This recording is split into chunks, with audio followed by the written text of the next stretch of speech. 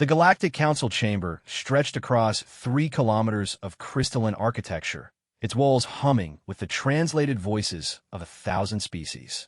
Ambassador Sarah Chun sat in the human delegation's modest corner, watching as the Zephyrian Chancellor's 4 arms gestured dramatically toward the central holographic display.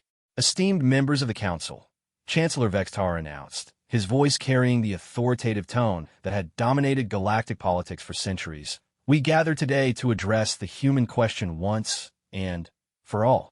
Sarah's jaw tightened. The human question. As if her people were a problem to be solved rather than fellow sentient beings seeking their place among the stars.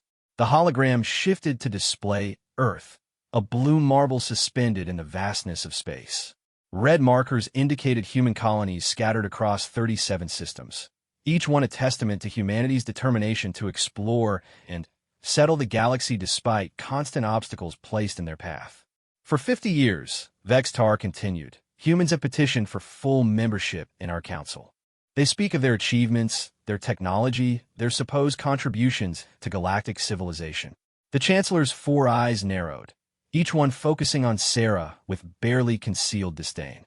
Yet what have they truly accomplished that any civilized species has not done better? Murmurs rippled through the assembly. The Carathian delegates' tentacles writhed in what Sarah recognized as amusement. The crystalline Valdorians chimed in harmonious agreement. Even the peaceful Erythians, usually advocates for inclusion, remained conspicuously silent. Sarah stood slowly, her movement causing several delegates to turn toward the human section with expressions ranging from curiosity to outright hostility. The translation matrix picked up her voice and broadcast it throughout the chamber. Honored Chancellor, she began, her tone carefully measured despite the fire burning in her chest. Humanity has contributed significantly to galactic commerce, exploration, and scientific advancement. Our archaeological discoveries on Kepler 442b revolutionized understanding of the predecessor civilization. Human engineers designed the quantum routing protocols that improved FTL communication efficiency by 43% across all sectors. Primitive achievements, scoffed Delegate Thuron of the hegemonic states, his massive frame dwarfing the podium as he rose. My people mastered quantum communication when humans were still beating rocks together. Your archaeological work merely confirmed what we already suspected about the predecessors.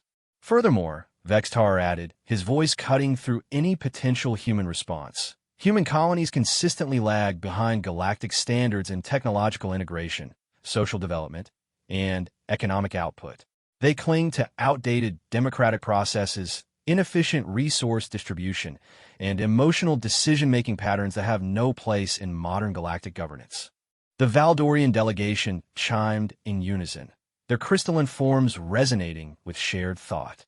Analysis confirms human colonies operate at 62% efficiency compared to standard galactic settlements. Their emotional attachments to inefficient practices prevent optimal development. Sarah felt the familiar weight of frustration settling on her shoulders. This was the same conversation they'd had for decades, dressed up in diplomatic language, but carrying the same underlying message. Humans were inferior, backward, and unworthy of equal standing among galactic civilizations. Perhaps, suggested Counselor Zen of the aquatic domains, her voice bubbling through the translation matrix, it would be beneficial for humanity to focus on internal development rather than pursuing membership in institutions they are not yet equipped to understand. The chamber erupted in what passed for polite agreement among the various species. Vextar's 4 arms spread wide in a gesture of false magnanimity. The Council recognizes humanity's enthusiasm for participation in galactic affairs, he declared. However, wisdom dictates that membership should be earned through demonstrable advancement, not merely requested through persistent appeals. We suggest humanity spend the next century focusing on achieving the technological, social, and economic benchmarks that define civilized society. A century. Sarah's hands clenched into fists beneath the delegation table. They were asking humanity to wait another 100 years for consideration, as if the past 50 years of contributions meant nothing. With respect, Chancellor, Sarah said, rising again despite the clear dismissal in Vextar's tone, humanity has met or exceeded every benchmark previously established.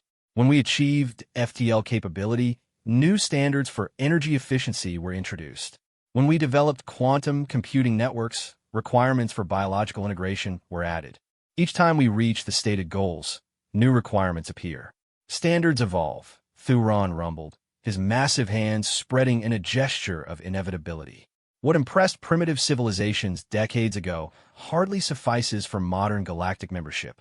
The human delegate raises an interesting point. Observe Counselor Yerix of the Synthetic Collective, her mechanical voice cutting through the chamber's ambient noise.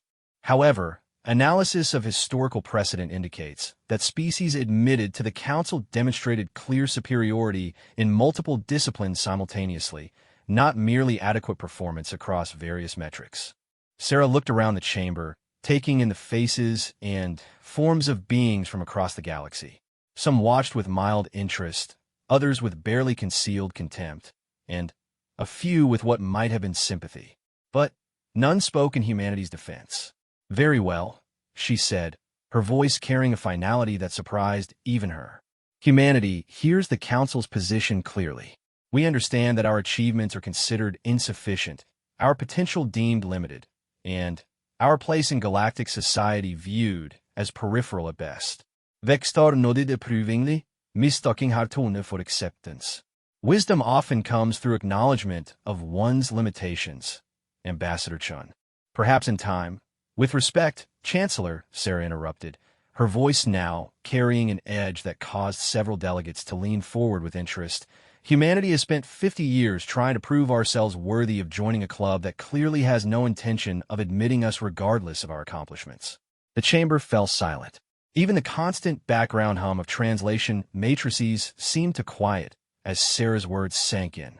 "Therefore," she continued, "humanity formally withdraws its application for Galactic Council membership." The silence stretched for several heartbeats before erupting into chaos. Delegates turned to each other in confusion, their various forms of communication creating a cacophony that the translation systems struggled to parse. Vextar's four arms flailed as he attempted to restore order. "Ambassador Chun, surely you don't mean—" "I mean exactly what I said, Chancellor." Sarah gathered her materials with deliberate precision. "Humanity withdraws from consideration for Council membership, effective immediately. We also formally request termination of all existing treaties, trade agreements, and diplomatic protocols between human space and Council member states."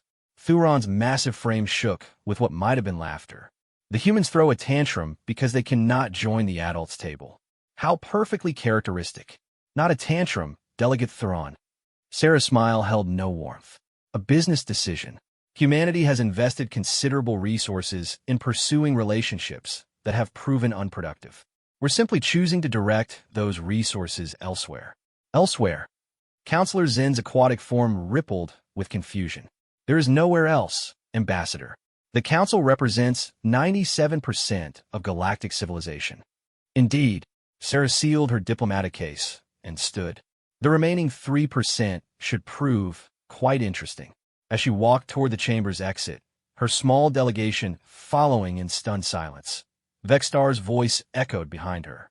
"Ambassador Chun, I trust humanity will reconsider this rash decision. The galaxy could be a dangerous place for those without proper alliances." Sarah paused at the threshold, turning back to face the assembled delegates one final time. "Chancellor Vextar, for 50 years humanity has heard about the dangers that await the unaligned, the chaos that exists beyond Council space, and the threats that only galactic civilization can protect against. Perhaps it's time we discovered for ourselves what lies in those shadows you're all so afraid of." The chamber doors sealed behind her with a soft hiss, cutting off the explosion of voices that erupted in her wake. As Sarah walked through the station's gleaming corridors toward the human transport bays, she felt a strange lightness in her chest. For the first time in decades, humanity was free to chart its own course among the stars. The galaxy had made its position clear. Humans were unwelcome at the table of civilized species. Very well.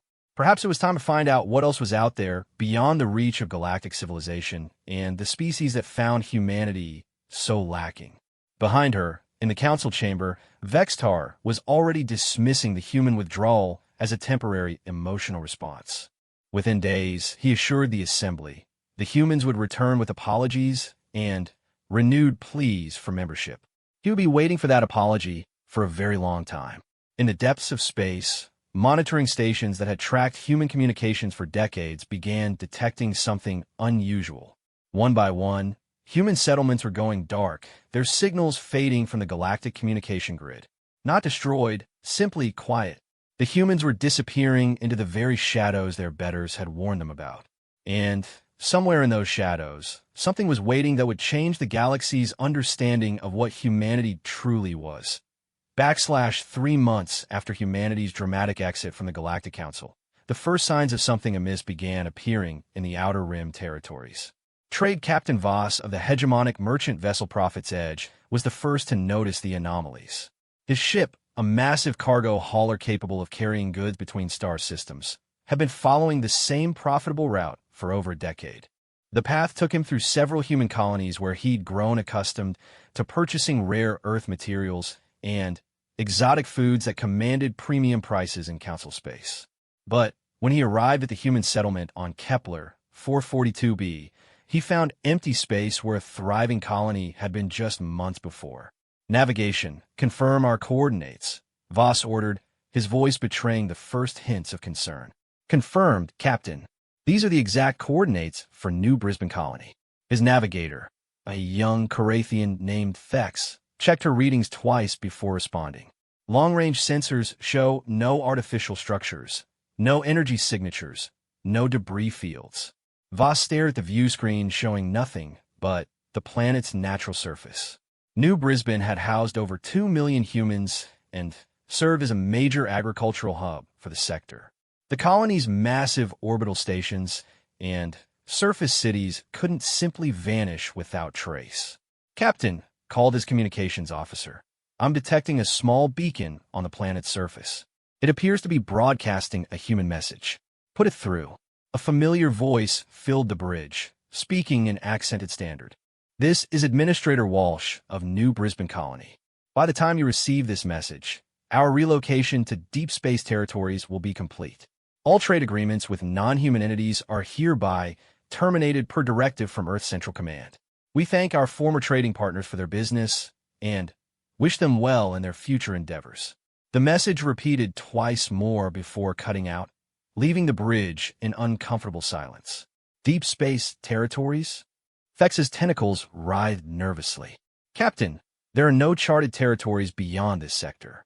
Only the void regions." The void regions. Even seasoned spacers like Voss felt uncomfortable discussing them. These were the areas between galactic arms where few stars existed and even fewer supported life. More troubling were the ancient warnings about things that dwelt in the darkness between worlds, creatures, and forces that the Council's founding races had learned to avoid through bitter experience. "Set course for the next human colony on our route," Voss ordered, though a growing unease settled in his stomach. They found the same situation at 3 more colonies. Empty worlds, abandoned orbital installations, and polite messages explaining that humanity had relocated to deep space territories and was no longer engaging in trade with galactic civilization. When Voss finally returned to hegemonic space and filed his report, it triggered a chain reaction of investigations across Council territory. The results were both baffling and concerning. In the span of just 12 weeks, humanity had somehow evacuated 37 entire star systems.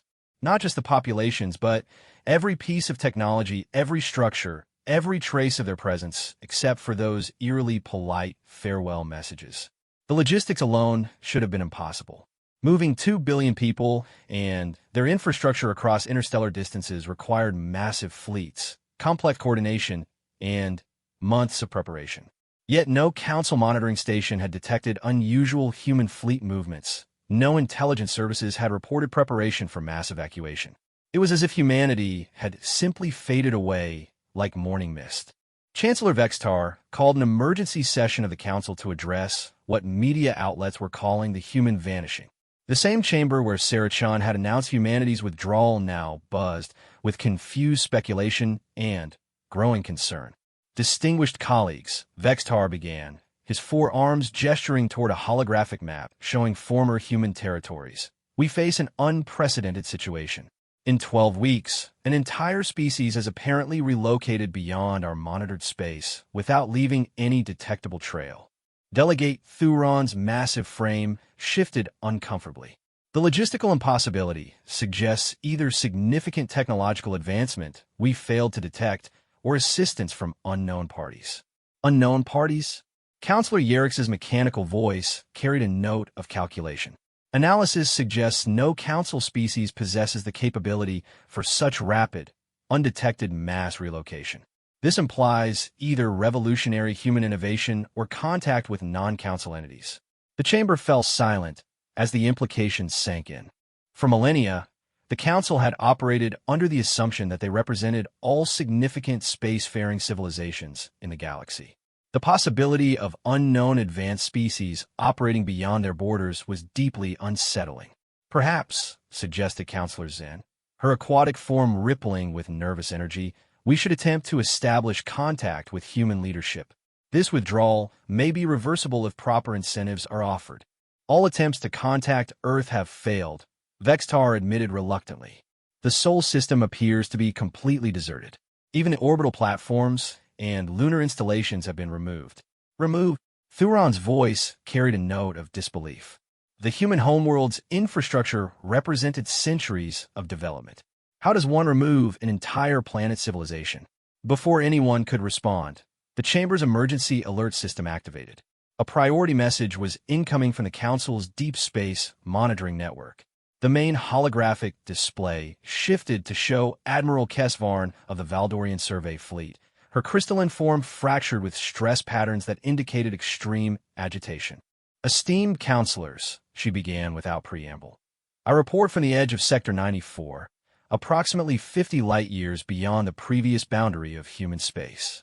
My fleet has detected massive energy signatures consistent with industrial activity on a scale we have never observed. The display shifted to show sensor readings that made several delegates gasp in shock.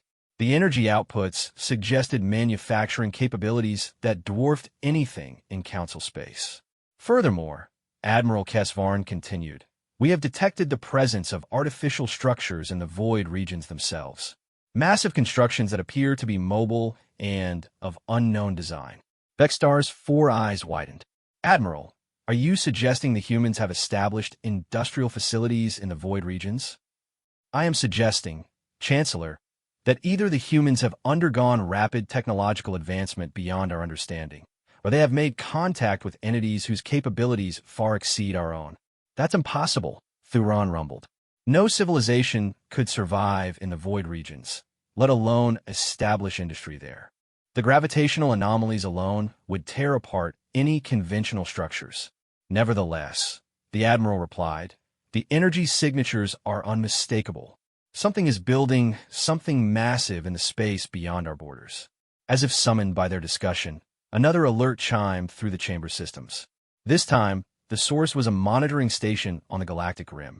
Priority transmission from Station Omega 7 announced the chamber's AI system.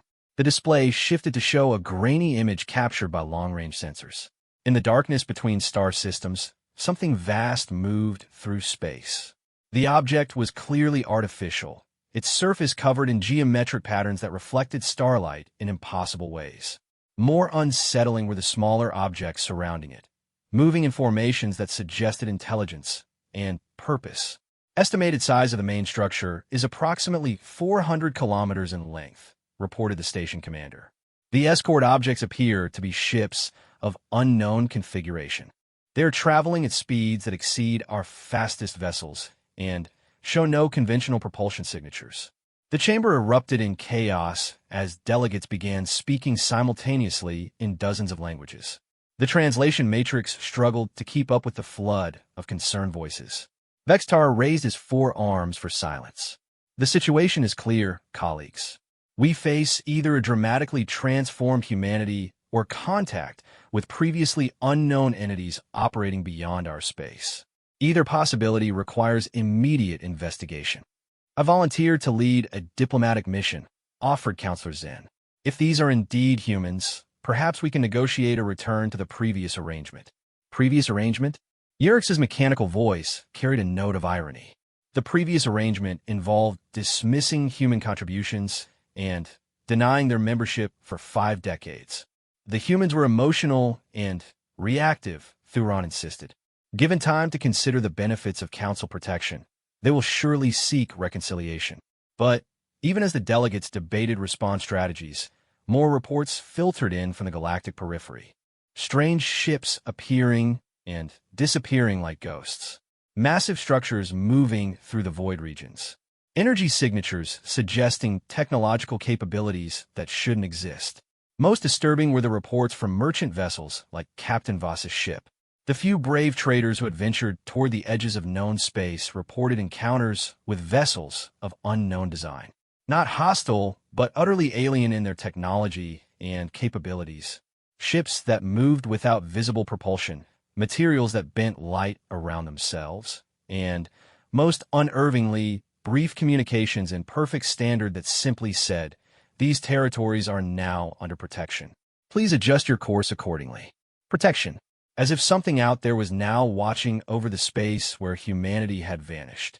In the depths of the void regions, far beyond the reach of Council sensors, Sarachin stood on the observation deck of a structure that defied every principle of engineering she had learned in her diplomatic career. The platform was carved from a single piece of crystalline material that seemed to exist in multiple dimensions simultaneously, offering views of star fields that shouldn't be visible from their location. "Still having doubts about our decision?" asked a voice behind her. Sarah turned to see Dr. Marcus Webb, humanity's former chief xenobiologist, approaching with a smile that carried notes of wonder and anticipation. Doubts? No. Sarah's own smile held a quality that would have deeply concerned her former colleagues in the council. "I'm just wondering why it took us so long to accept their invitation." Through the crystalline walls of their new home, the shadows of space moved with purpose and intelligence that spoke of possibilities the Galactic Council couldn't even imagine. Humanity had indeed disappeared into the darkness between stars. But they were not alone there. They never had been. 6 months had passed since humanity's disappearance, and the Galactic Council was beginning to understand they faced something unprecedented in their recorded history. The investigation fleet assembled by Chancellor Vextar represented the most advanced technology available to Council civilization. 12 ships from 6 different species, equipped with the finest sensors, weapons, and shielding systems known to galactic science. Leading the expedition was Admiral Kesvarn herself, accompanied by teams of xenobiologists, archaeologists, and first contact specialists. Their mission was simple in concept, but terrifying in implication: venture into the void regions and determine what had become of humanity.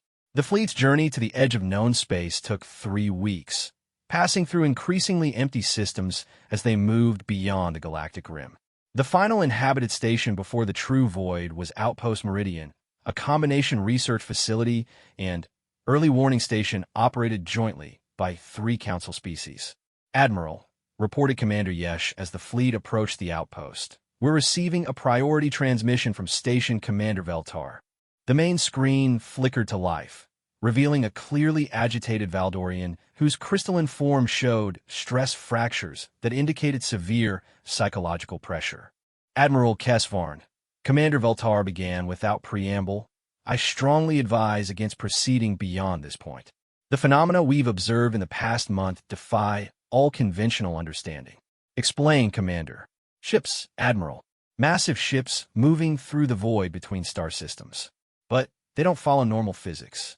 They appear and disappear without energy signatures. They pass through gravitational fields that should crush any known material. And, most disturbing, they seem to be watching us." Admiral Kesvarn's own crystalline form chimed softly as she processed this information. "Watching you? Elaborate." 3 days ago, one of our deep-range sensors detected a structure approximately 800 kilometers in length passing through the Zirian Dark Nebula. The structure should have been invisible to the naked eye at that distance. Yet when our night shift looked toward those coordinates, they could see it silhouetted against the stars. Impossible. The human visual system cannot resolve objects at interstellar distances. "That's what I thought, Admiral." But I looked for myself. There was clear as starlight. A vast shape moving through space with perfect silence. And I got the distinct impression it was looking back. The fleet continued past Outpost Meridian into the true void between galactic arms. Here, space took on an oppressive quality that affected crew members across all species. The normal background radiation that permeated civilized space diminished to almost nothing. Even the quantum fluctuations that provided a subtle comfort to spacefaring minds seemed muted. "Admiral," reported the fleet's chief science officer, Dr. Thuven of the Carathian Academy, "I'm detecting gravitational anomalies approximately 47 light-years ahead. The patterns suggest massive artificial structures." How massive? Conservative estimates indicate objects with mass comparable to small moons, but sensor readings suggest they're hollow. Engineering on this scale should be impossible without destabilizing local spacetime. As the fleet approached the coordinates, their sensors began detecting signs of active civilization. Energy signatures indicated industrial activity on a scale that dwarfed anything in Council space. More puzzling were the quantum resonance patterns, suggesting the use of physical principles that violated established scientific understanding. "Admiral," called the communications officer, "we're receiving a transmission on standard diplomatic frequencies." "Put it through." The voice that filled the fleet's command centers spoke in perfect standard, but carried an accent none of them recognized despite extensive xenolinguistic databases. "Welcome, travelers from the inner galaxy. You are entering protected space administered by the Shadow Compact. State your purpose and intentions." Admiral Kesvarn stepped forward. "This is Admiral Kesvarn of the Galactic Council Investigation Fleet. We are conducting a peaceful inquiry into the fate of the human species and request permission to proceed." There was amusement in the voice now, though it carried undertones of something vast and patient. "You seek the humans. How curious. They said you might come looking eventually. They're alive then?" "Very much so, Admiral. They have become valued members of our community. Would you like to speak with them?" Before Admiral Kesvarn could respond, the transmission shifted. When it resumed, the voice was unmistakably human, though changed in ways the Admiral couldn't define. "Admiral Kesvarn, this is Sarah Chun. I remember you from the Council chambers." "Ambassador Chun." The Admiral's relief was audible. "The Council has been deeply concerned about humanity's welfare. We've come to ensure your people are safe and to explore possibilities for renewed dialogue." Sarah's laughter carried across the communication channel, but it held notes that made several crew members unconsciously step back from their stations. "Safe, Admiral? We're more than safe. We're finally home." "Home?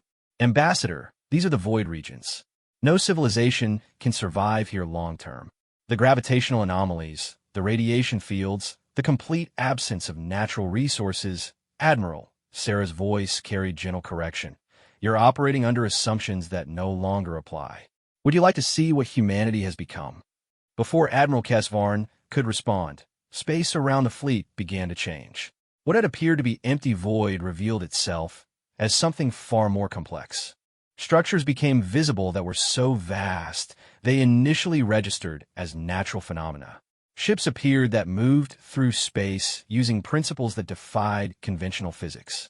And everywhere, scattered among constructions of impossible beauty and function, were human vessels. But these weren't the simple metal ships the Council remembered. These craft seemed to be grown rather than built, their surfaces flowing like liquid while maintaining perfect structural integrity. "By the ancients," whispered Dr. Thuven, "the energy readings from those human ships suggest they're tapping directly into quantum vacuum fluctuations. That should be impossible. Many things that should be impossible are routine here." Sarah's voice carried a note of pride. "Admiral, you and your fleet are welcome to visit our new home. But understand, we're no longer the same humans who left Council space." The main screen activated, showing a view that left the entire fleet speechless. Before them stretched a structure that challenged comprehension itself. It appeared to be a city, but a city built on scales and principles that transformed the very nature of what architecture could be. Flowing spires twisted through space itself, connected by bridges of crystallized light. The entire construction seemed to exist partially in normal space and partially in dimensions that human minds couldn't properly process. and moving through this impossible metropolis were beings that might once have been human, but now seemed to embody something far greater. They moved through vacuum without protection, manipulated matter with gestures, and communicated through methods that sent ripples through space-time itself. "We call it New Terra," Sarah explained, her voice now carrying harmonics that suggested she was speaking across multiple dimensions simultaneously, though that name hardly captures what it truly is. "Ambassador," Admiral Kesvarn managed, "what has happened to your people? We've stopped limiting ourselves to 3 dimensions, Admiral. When you told us we weren't advanced enough for Council membership, we realized you were right, but not in the way you intended. We weren't advanced enough because we were trying to meet your standards instead of discovering our own potential. But how? These technologies, these capabilities, they represent advancement beyond anything in our databases. That's because you've been looking in the wrong direction, Admiral. The galaxy's great civilizations spent millennia perfecting variations of the same basic principles.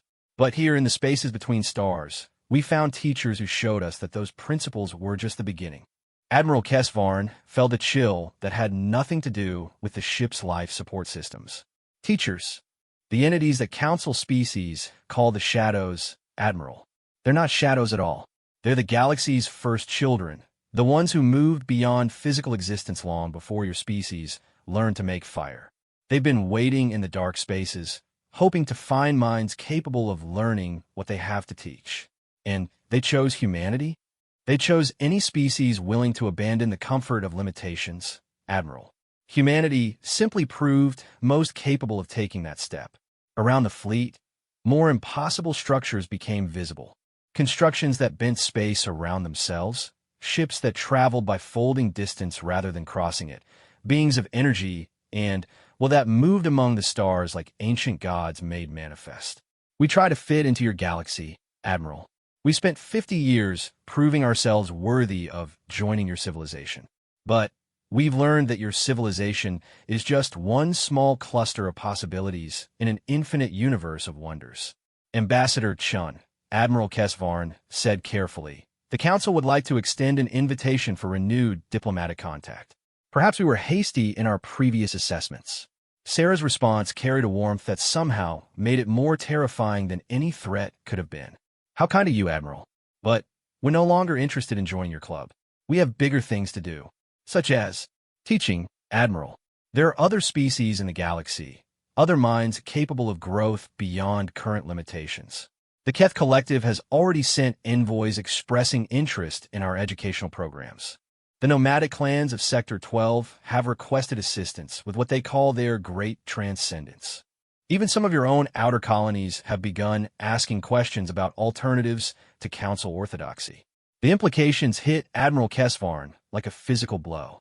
Humanity wasn't just surviving in the void, they were actively recruiting other species away from Council civilization. "We're offering something the Council never could, Admiral. Freedom from the boundaries that define civilized thought. Freedom to become whatever a species is truly capable of becoming."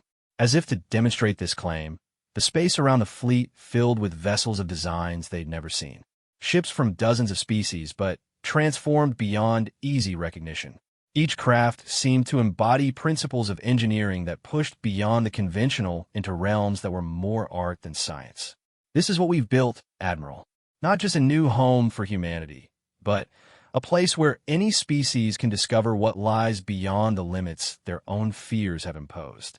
Admiral Kesvarn stared at the impossible vista spreading before her fleet. In the span of 6 months, humanity hadn't just survived exile from galactic civilization. They created something that made that civilization look primitive by comparison. "What do you want from us, Ambassador?"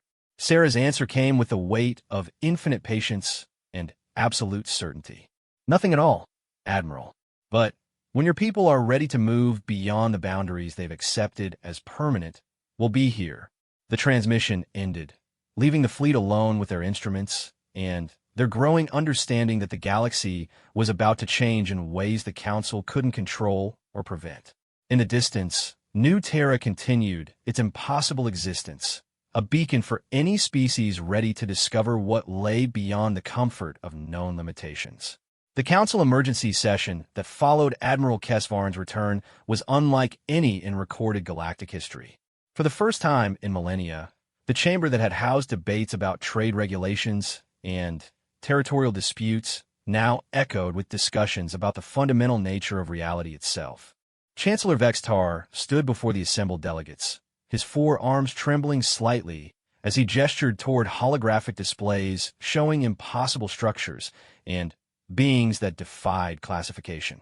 "Esteemed colleagues," he began, his voice lacking its usual authority. "Admiral Kesvarn's report forces us to confront a reality we are unprepared to address. Humanity has not merely survived their exile. They have undergone a transformation that challenges our understanding of what technological advancement means."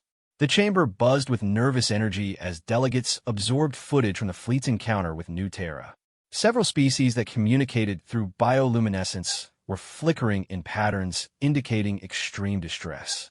The normally stoic Valdorians chimed in discordant harmonies that suggested their collective consciousness was struggling to process the information. Delegate Thuron raised his massive frame from his seat. "Chancellor, while these developments are certainly unexpected, we must not lose perspective. Humanity remains a single species operating in the void regions. Whatever technologies they have acquired cannot threaten galactic civilization as a whole." "With respect, Delegate Thuron," Admiral Kesvarn interjected, her crystalline form still showing stress fractures from her encounter. "I don't believe you fully understand what we observed. The energy outputs from their constructions exceed anything in our databases. Their ships demonstrate capabilities that our finest theoretical physicists insist are impossible. And, most concerning, they are actively recruiting other species to join their collective." "Recruiting?" Counselor Yerix's mechanical voice carried calculation protocols running at maximum capacity. "Define the nature of this recruitment." "During our observation period, we detected 17 different species represented within their structures. Most were previously unknown to Council databases, but 3 were recognized as civilizations from our own outer territories." The chamber fell silent as this information sank in. The Council's authority had always rested on the assumption that they represented the pinnacle of galactic advancement. The idea that species might voluntarily leave Council protection for something better was fundamentally destabilizing. Furthermore, Admiral Kesvarn continued, "Our analysis suggests their technological base is advancing at an exponential rate. The structures we observed would have required centuries to construct using conventional methods, yet they showed signs of recent completion." Counselor Zen's aquatic form rippled with agitation. "This confirms our worst concerns. An uncontrolled technological advancement occurring beyond our oversight could destabilize the entire galactic order. The situation demands immediate action," Vextar declared.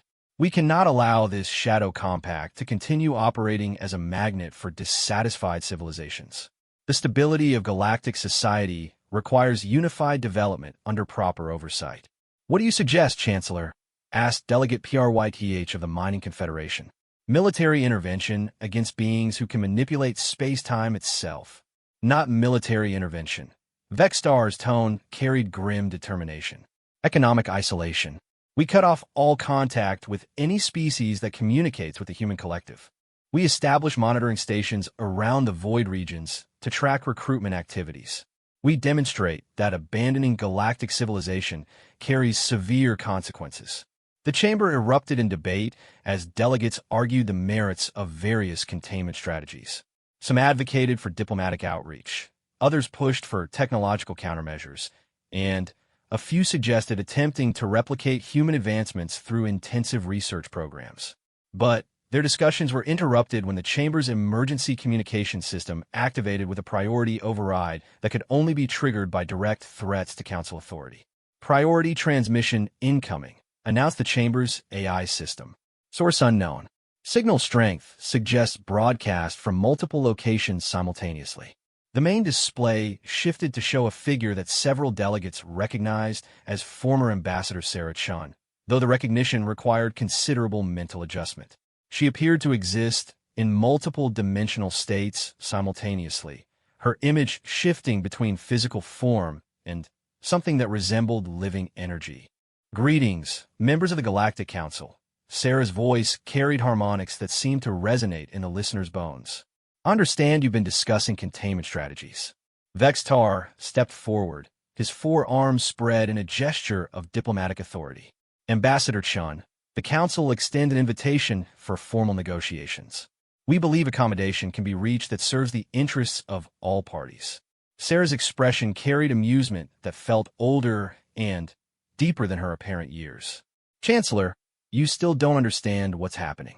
This isn't a negotiation between equals. This is an offer of evolution to species ready to move beyond their current limitations. Evolution. Thuron's massive voice carried skepticism. You speak as if consciousness itself can be improved like upgrading a computer system. Delegate Thuron.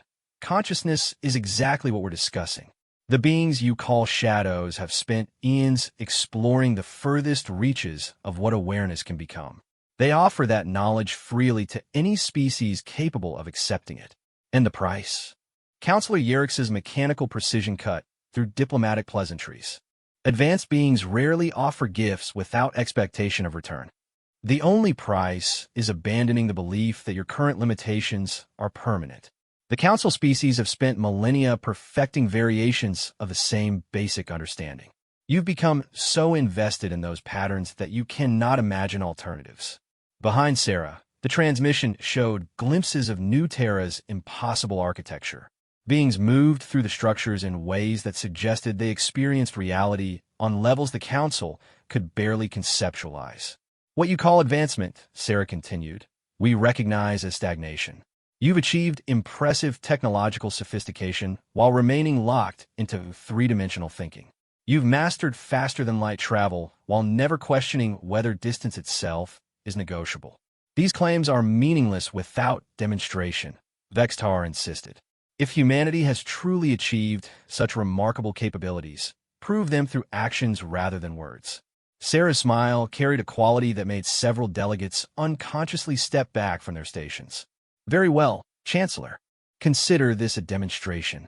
The transmission ended, leaving the chamber in confused silence. Several delegates began speaking simultaneously, demanding explanation for humanity's cryptic promise, but their voices were cut short by the activation of emergency alarms throughout the station. Alert!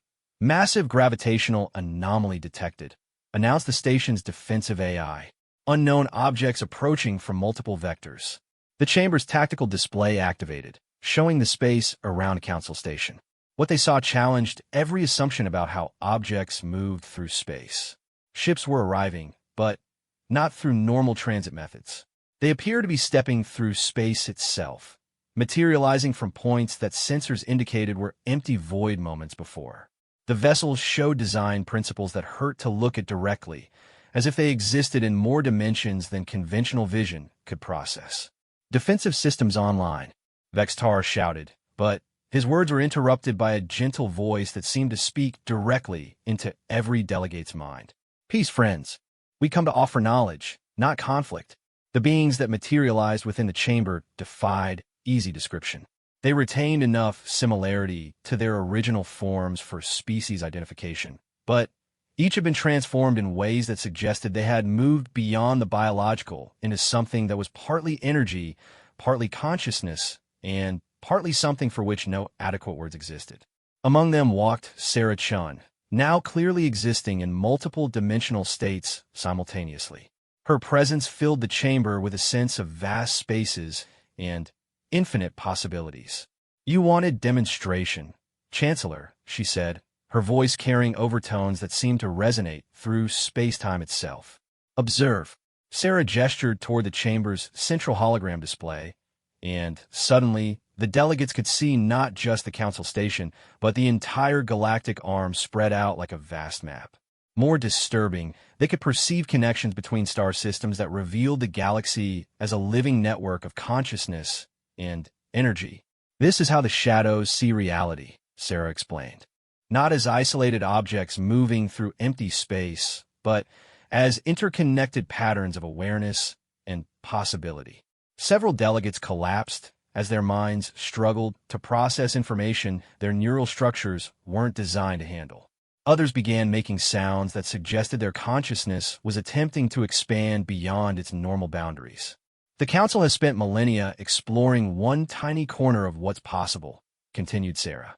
You've achieved impressive results within those limitations, but you've mistaken the boundaries of your understanding for the boundaries of reality itself. Stop! Vextar managed, his four arms clasping his head as quantum information flows overloaded his cognitive systems. You're harming them. Immediately, the expanded perceptions withdrew, leaving the delegates gasping as they found themselves return to normal three-dimensional awareness. My apologies, Sarah said with genuine concern. We sometimes forget how jarring the transition can be. But you see the issue, Chancellor. Your people experience what we call cognitive vertigo when exposed to expanded awareness because you've trained yourselves to function within artificial limitations.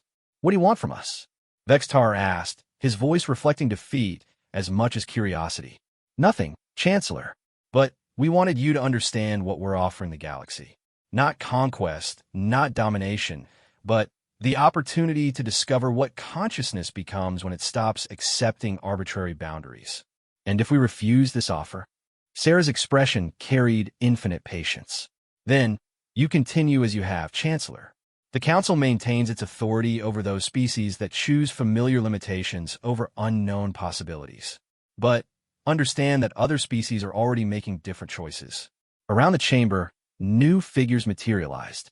Beings from dozens of civilizations, all transformed by their association with the Shadow Compact.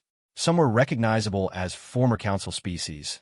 Others appeared to be civilizations previously unknown to galactic society. The galaxy is vast, Chancellor, Sarah continued.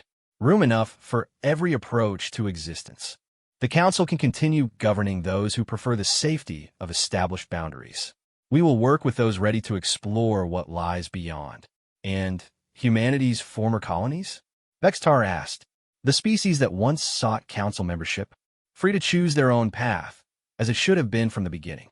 With that, the transformed beings began to fade, stepping back into whatever dimensional space they now called home. The offer remains open, Sarah's voice echoed as her form dissolved into patterns of light. When your people are ready to move beyond the fear that keeps them small, we'll be waiting in the spaces between stars. The chamber fell silent, except for the soft sounds of delegates attempting to process experiences their minds weren't equipped to handle. On the tactical display, the impossible ships were disappearing as mysteriously as they had arrived, leaving only the lingering sense that the galaxy had changed in fundamental ways. Chancellor Vextar looked around at his fellow delegates and realized with growing certainty that the Council's age of unchallenged authority was ending. They had spent so long defining advancement in terms of refinement and control that they had missed entirely the possibility of transformation and transcendence. In the void regions, New Terra continued its impossible existence, a beacon for any consciousness ready to discover what lay beyond the boundaries of conventional thought. And, across the galaxy, species were beginning to ask questions that the Council had no answers for. The real change was just beginning. 2 years had passed since humanity's demonstration before the Galactic Council, and the galaxy was transforming in ways that no single civilization could control or predict. Chancellor Vextar stood in his private observatory, watching through enhanced sensors as yet another Council member system went dark. The Caldrith hegemony had been the latest to announce their departure from galactic civilization, following the same pattern that had become disturbingly familiar. First came reports of strange ships appearing in their territory, then diplomatic communications about expanded educational opportunities, and finally, the polite notification that they were relocating to pursue advanced development programs beyond current galactic boundaries.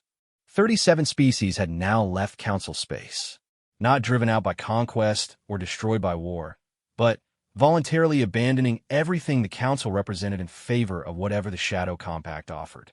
Chancellor called his aide, a young Valdorian whose crystalline form flickered with nervous energy. The emergency session is ready to begin.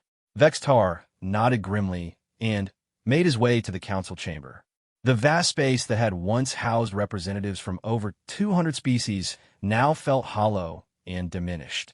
Nearly a quarter of the seats sat empty, their former occupants having graduated, as they euphemistically termed their departure for the void regions. The remaining delegates carried expressions of concern, confusion, and, in some cases, barely concealed panic. The galaxy's balance of power was shifting in ways their political and military structures were incapable of addressing. Esteemed colleagues, Vextar began, his four arms gesturing toward a holographic map showing the current state of galactic civilization. We convene this emergency session to address a crisis that threatens the fundamental order of our society. The map displayed the galaxy in stark detail. Council territory, once encompassing the vast majority of inhabited systems, now showed as fragmented clusters separated by expanding regions marked as shadow compact influence. More troubling were the numerous systems marked as status unknown, where former council species had simply ceased communications with galactic civilization. In 24 months, continued the Chancellor, we have lost 37 member civilizations, not to conquest, plague, or natural disaster, but to voluntary recruitment by entities operating beyond our space. The implications extend far beyond simple territorial concerns. Delegate Thuron, representing the hegemonic states, raised his massive frame. Chancellor, while these departures are concerning, we must maintain perspective. The remaining council species represent over 70% of known galactic industry, military capability, and technological infrastructure. Any threat from the void regions remains manageable. Does it, Delegate Thuron? The voice belonged to Admiral Kesvarn, who had become the Council's primary expert on shadow compact capabilities. Our latest intelligence suggests the departed species are not simply relocating. They are undergoing fundamental transformation. The Cauldrith hegemony's final transmission included technological demonstrations that exceed our best theoretical projections by several orders of magnitude. The chamber's main display activated to show recordings from the Cauldrith homeworld's final broadcast.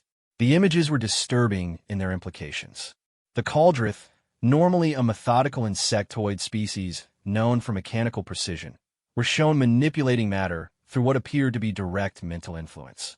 Their ships moved through space without conventional propulsion, and their cities had taken on architectural forms that seemed to exist partially in normal space and partially in dimensions beyond conventional perception.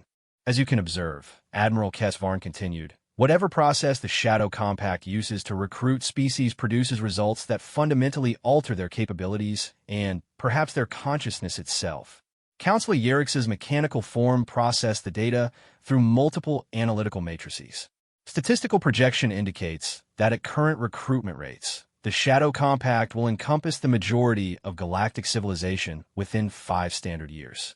This transformation represents an extinction-level event for Council authority, which is why Vextar announced with grim determination, we are implementing the Galileo Protocol.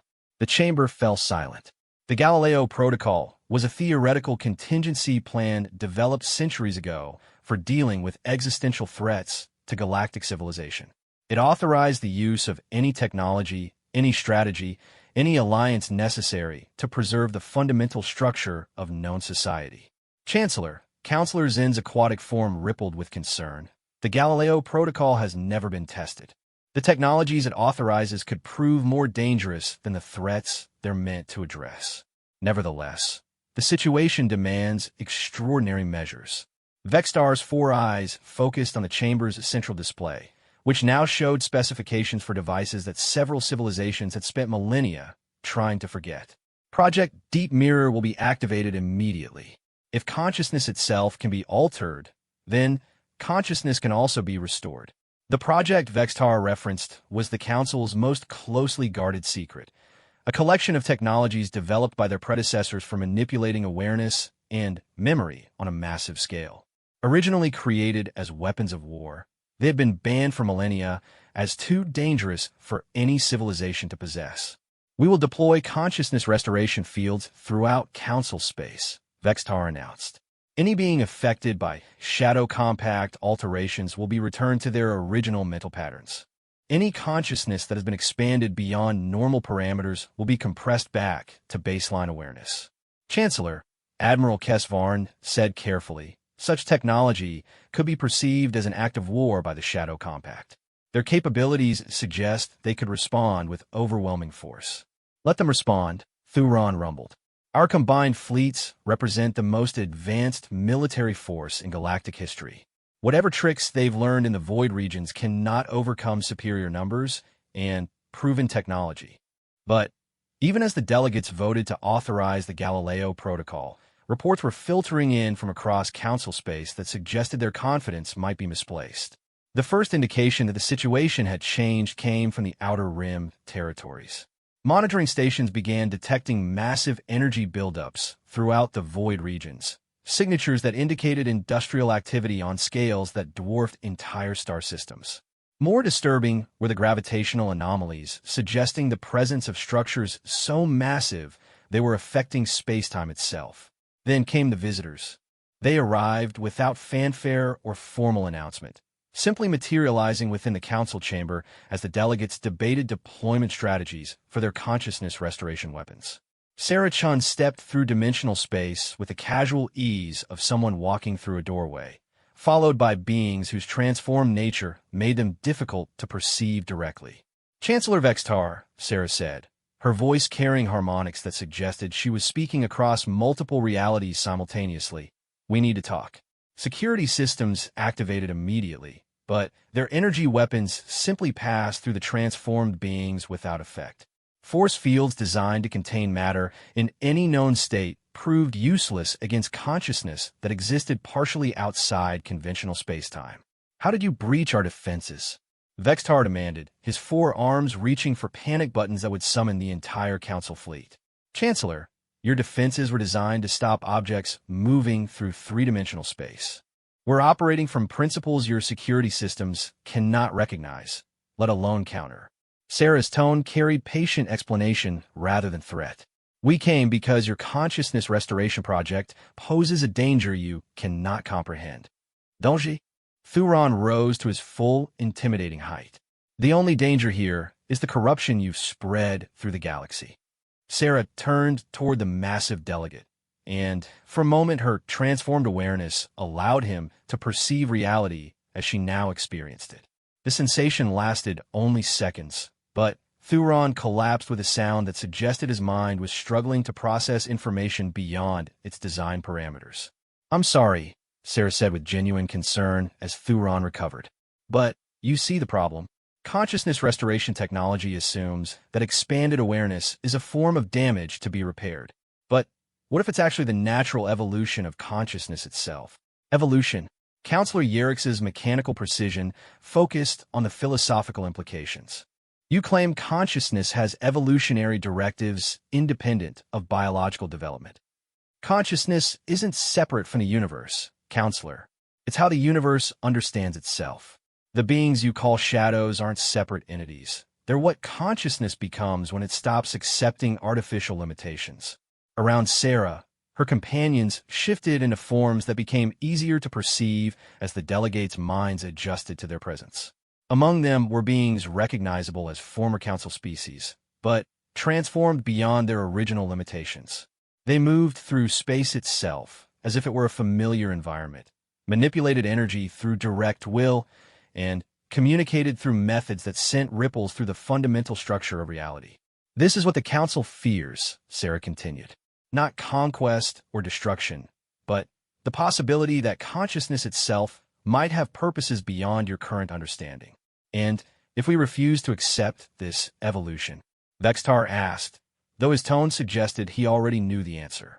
Then, you continue as you choose, Chancellor. The Shadow Compact has never forced transformation on any unwilling consciousness. But understand that your restoration technology will harm beings who have voluntarily evolved beyond baseline awareness. That cannot be permitted. The Chamber's tactical displays suddenly activated, showing space around the Council's primary worlds. What they revealed left the delegates speechless. The void between stars was filled with structures of impossible scale and beauty, constructions that seemed to exist in multiple dimensions simultaneously. Ships moved between them in formations that suggested coordination on levels beyond conventional military organization. The beings you see, Sarah explained, represent over 300 species that have chosen evolution over stagnation. Not all were former council members. Many came from civilizations you never discovered, peoples who spent millennia hiding in the dark spaces because they learned long ago that consciousness has depths your science cannot measure. What do you want? Vextar asked, his voice reflecting the defeat of someone who had begun to understand the true scale of the forces aligned against everything he represented. We want the Council to choose its own path without harming those who have chosen differently. Discontinue the Consciousness Restoration Project. Allow species to make their own decisions about evolution. Accept that the galaxy is vast enough for multiple approaches to existence. And if we refuse, Sarah's expression carried infinite sadness rather than threat. Then we will protect those who cannot protect themselves. The restoration technology you're developing would cause tremendous suffering to beings whose consciousness has expanded beyond baseline parameters. We cannot allow that suffering to occur. You threaten the Council? No, Chancellor. We offer the Council the same choice we offer all consciousness. The freedom to evolve or remain as you are. But freedom for you means freedom for others as well. With that, Sarah and her companions began to fade, stepping back into whatever dimensional space they now inhabited. The choice is yours, Chancellor. Her voice echoed as her form dissolved into patterns of light. But choose quickly. The galaxy is larger than you imagined, and more conscious minds are awakening every day to possibilities beyond the boundaries you've mistaken for reality. The chamber fell silent except for the soft sounds of delegates struggling to process the implications of what they had witnessed. On the tactical displays, the impossible structures in the void continued their mysterious functions, beacons of transformation for any consciousness ready to move beyond the comfort of familiar limitations.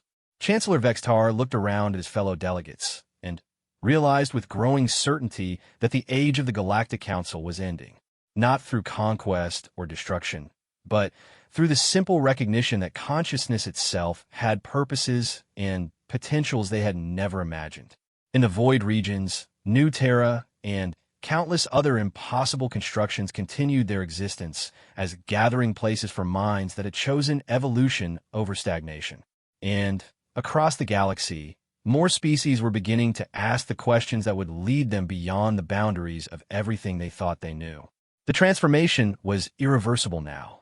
The galaxy was awakening to its own infinite nature, one consciousness at a time. And for those ready to let go of their limitations, the Shadow Compact waited with infinite patience in the spaces between stars, ready to teach any mind brave enough to discover what consciousness could become when it stopped accepting artificial boundaries. The Scoffing had indeed backfired. Humanity hadn't just disappeared into the shadows. They had become the bridges between the galaxy's limited present and its unlimited future. And that future was arriving faster than anyone had imagined possible.